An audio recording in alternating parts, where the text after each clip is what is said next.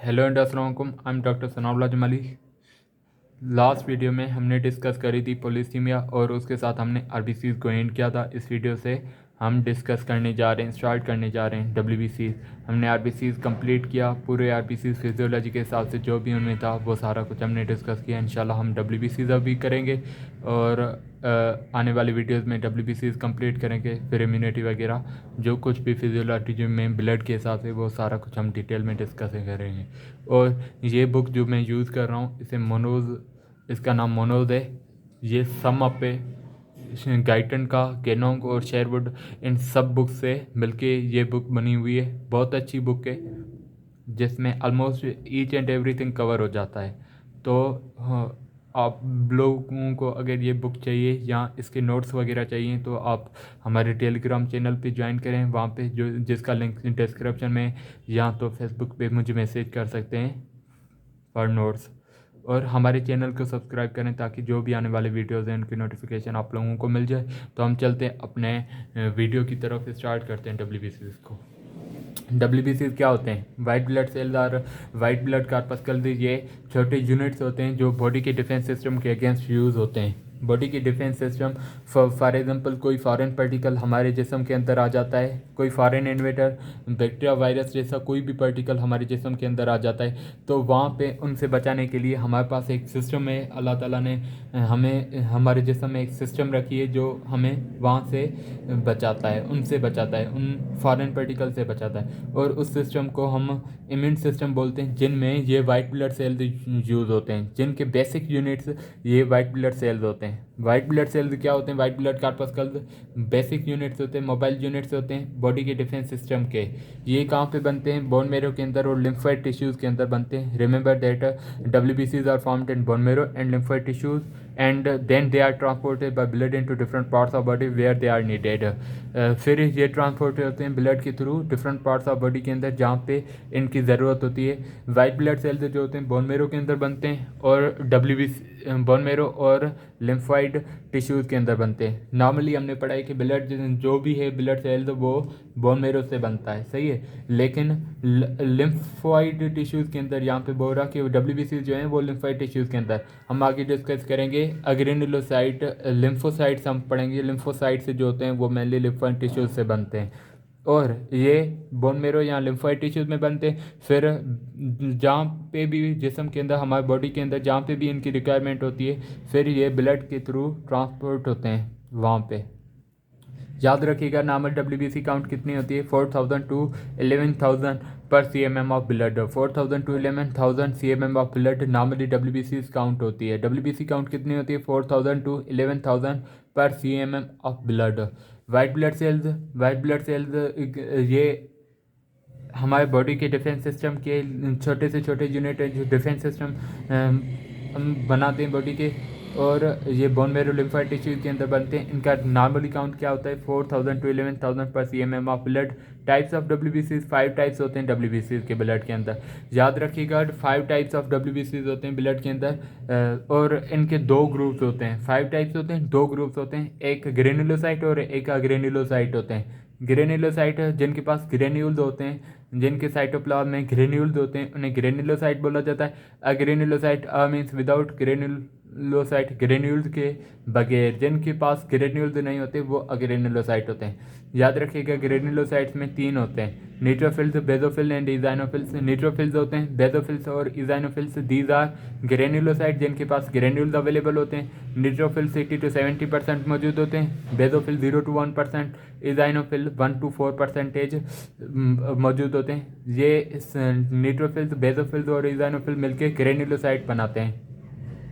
और अग्रेनुलोसाइट जिनके पास कोई ग्रेन्यूल नहीं होता उन्हें हम अग्रेनुलोसाइट्स बोलते हैं, जिसमें लिम्फोसाइट्स इंक्लूडेड है और मोनोसाइट्स इंक्लूडेड है। लिम्फोसाइट्स 20 टू 40% अवेलेबल होते हैं और मोनोसाइट 4 टू 8% अवेलेबल होते हैं। याद रखिएगा 5 टाइप्स होते हैं ब्लड डब्ल्यूबीसीज के। वाइट ब्लड कॉर्पस्कल देखिए, वाइट ब्लड सेल देखिए, 5 टाइप्स होते हैं ब्लड के अंदर। और दो ग्रुप्स होते हैं, ग्रेनुलोसाइट और ग्रेनुलोसाइट। 5 टाइप्स कौन से होते हैं? न्यूट्रोफिल, बेसोफिल, इज़ाइनोफिल्स, ये तीनों इंक्लूडेड हैं ग्रेनुलोसाइट्स के अंदर। लिम्फोसाइट और मोनोसाइट ये दोनों इंक्लूडेड हैं अग्रेनुलोसाइट्स के अंदर। 5 टाइप्स से टोटल होते हैं। न्यूट्रोफिल्स नॉर्मली 60 to 70% मौजूद होते हैं, बेसोफिल्स 0 to 1% मौजूद होते हैं, और इज़ाइनोफिल्स जो हैं वो 1 to 4% अवेलेबल होते हैं। अग्रेनुलोसाइट हैव नो ग्रेन्यूल्स, अग्रेनुलोसाइट के पास कोई ग्रेन्यूल नहीं होता। लिम्फोसाइट 20 to 40%, मोनोसाइट्स 4 to 8% मौजूद होते हैं। इसके बाद हम डिस्कस करने जा रहे हैं जेनेसिस ऑफ डब्ल्यूबीसीज के। डब्ल्यूबीसीज कैसे बनते हैं? तो हमने पीछे डिस्कस किया कि ये या तो बोन मेरो से बनते हैं या तो लिम्फोइड टिश्यू के अंदर बनते हैं, या तो बोन मेरो या तो लिम्फोइड टिश्यू में बनते हैं डब्ल्यूबीसीज। लेकिन बोन मेरो के अंदर कहाँ से बनते हैं? हमें पता है कि बोन मेरो के अंदर प्लूरिपोटेंट स्टेम सेल्स होते हैं। Pluripotent stem cell haematopoietic stem cells होते हैं जो कन्वर्ट होते हैं कमिटेड स्टेम सेल्स में, और कमिटेड स्टेम सेल से डब्ल्यूबीसीज बनते हैं। और लिम्फोसाइट्स होते हैं फ़कत जो लिम्फोइड टिश्यू से बनते हैं। लिम्फोइड टिश्यू से ओनली लिम्फोसाइट बनता है। बाकी जो भी डब्ल्यूबीसी 4 टाइप्स हैं, न्यूट्रोफिल्स, बेसोफिल, इज़ाइनोफिल और मोनोसाइट्स, वो सारे के सारे बोन मेरो से बनेंगे। लेकिन जो लिम्फोसाइट्स हैं वो मेनली लिम्फोइड टिश्यू के अंदर बनेंगे। अब हम देखते हैं कि बोन मेरो से कैसे बनते हैं, ये कैसे बनते हैं, लिम्फोइड टिश्यू से या बोन मेरो से डब्ल्यूबीसी कैसे बनते हैं। We know that bone marrow के अंदर प्लूरिपोटेंट स्टेम सेल्स होते हैं जिन्हें हेमाटोपोएटिक स्टेम सेल कहा जाता है। हेमाटोपोएटिक स्टेम सेल पे याद रखिएगा जब मुख्तलिफ केमिकल फैक्टर्स जैसे इंट्राल्यूकिन 1, 6 एंड 3, इंट्राल्यूकिन 1, 6 एंड 3, और उसके अलावा GM-CSF granulocyte macrophage colony stimulating factor, GCSF granulocyte colony stimulating factor, SCSF stem cell factor, ये चारों फैक्टर्स इंटरल्यूकिन 1, 6, 3, उसके अलावा GM-CSF, GCSF एंड SCSF जब ये ऐड करेंगे हेमाटोपोएटिक स्टेम सेल पे तो फिर वो कन्वर्ट हो जाएंगे haematopoietic stem cell committed stem cell में कन्वर्ट हो जाएंगे। और कमिटेड स्टेम सेल पे जब फिर से मुख्तलिफ केमिकल फैक्टर ऐड करेंगे तो उनमें से डब्ल्यूबीसीज अलग अलग से बनेंगे। हर डब्ल्यूबीसी के लिए, हर मुख्तलिफ टाइप ऑफ डब्ल्यूबीसी के लिए अलग केमिकल फैक्टर होता है। वो केमिकल फैक्टर ऐड करेंगे और डब्ल्यूबीसीज बनते जाएंगे। जैसे अगर मोनोसाइट हमें चाहिए तो मोनोसाइट के लिए MCSF फैक्टर है जो ऐड करेगा macrophage colony stimulating factor. Macrophage colony stimulating factor जब ऐड करेगा कमिटेड स्टेम सेल पे तो वहाँ से मोनोसाइट बनेगी। जब granulocyte colony stimulating factor add करेगा कमिटेड स्टेम सेल पे, जब granulocyte colony stimulating factor add करेगा कमिटेड स्टेम सेल पे तो वहाँ से न्यूट्रोफिल्स बनेंगे। और जब GM-CSF granulocyte macrophage colony stimulating factor, granulocyte macrophage colony stimulating factor add करेगा कमिटेड स्टेम सेल पे तो वहाँ से इज़ाइनोफिल्स बनेंगे। इज़ाइनोफिल्स बनना स्टार्ट होंगे। और अगर इंटरल्यूकिन 3, 4 ऐड कर रहा कमिटेड स्टेम सेल पे तो वहाँ से बेसोफिल बनेंगे। इंटरल्यूकिन 6, 7 ऐड करेगा कमिटेड स्टेम सेल पे तो वहाँ से लिम्फोसाइट्स बनेंगे। तो ये जब मुख्तलिफ केमिकल फैक्टर्स ऐड करते हैं कमिटेड स्टेम सेल्स पे तो वहाँ से मुख्तलिफ किस्म के डब्ल्यूबीसीज बनना स्टार्ट हो जाते हैं। फिर ये डब्ल्यूबीसी जब बन जाते हैं फिर जहाँ पे भी बॉडी के अंदर ज़रूरत होती है, जहाँ पे भी फॉरेन पार्टिकल आता है, जहाँ पे भी डिफेंस सिस्टम की ज़रूरत होती है, वहाँ पे ये फैक्टर्स जो हैं ऐड करना स्टार्ट हो जाते हैं। ये जो डब्ल्यूबीसीज हैं वो वहाँ पे ब्लड के थ्रू ट्रांसपोर्ट हो जाते हैं और ये जो डब्ल्यूबीसीज हैं वो अपना काम करना स्टार्ट कर देते हैं। तो बेसिकली ये कहाँ से बनते हैं? हेमाटोपोएटिक स्टेम सेल से बनते हैं। हेमाटोपोएटिक स्टेम सेल पे जब मुख्तलिफ chemical factors interleukin 1, 6, 3, GM-CSF granulocyte macrophage colony stimulating factor, GCSF और SCSF जब ये फैक्टर ऐड करते हैं तो हेमाटोपोएटिक स्टेम सेल कन्वर्ट हो जाता है कमिटेड स्टेम सेल में। कमिटेड स्टेम सेल पे जब मुख्तलिफ फैक्टर्स ऐड करते हैं तो मुख्तलिफ चीज़ें हमें मिलती हैं। अगर MCSF ऐड करेगा तो मोनोसाइट हमें मिलेगी, GCSF ऐड करेगा तो न्यूट्रोफिल्स मिलेगी, अगर GM-CSF ऐड करेगा तो इज़ाइनोफिल्स हमें मिलेगी, इंट्राल्यूकिन 3, 4 ऐड करेगी बेसोफिल हमें मिलेगा, और इंट्राल्यूकिन 6, 4 ऐड करेगा 6, 7 ऐड करेगा तो हमें लिम्फोसाइट्स मिलेगा। तो ऐसे ये कहाँ पे बनते हैं? बोन मेरो और लिम्फाइड टिश्यू के अंदर बनते हैं। फिर जहाँ पे भी बॉडी के अंदर ज़रूरत होती है वहाँ पे ब्लड के थ्रू ट्रांसपोर्ट हो जाते हैं। तो ये थी थोड़ी इंट्रो हमने जिसमें डिस्कस करी WBC की।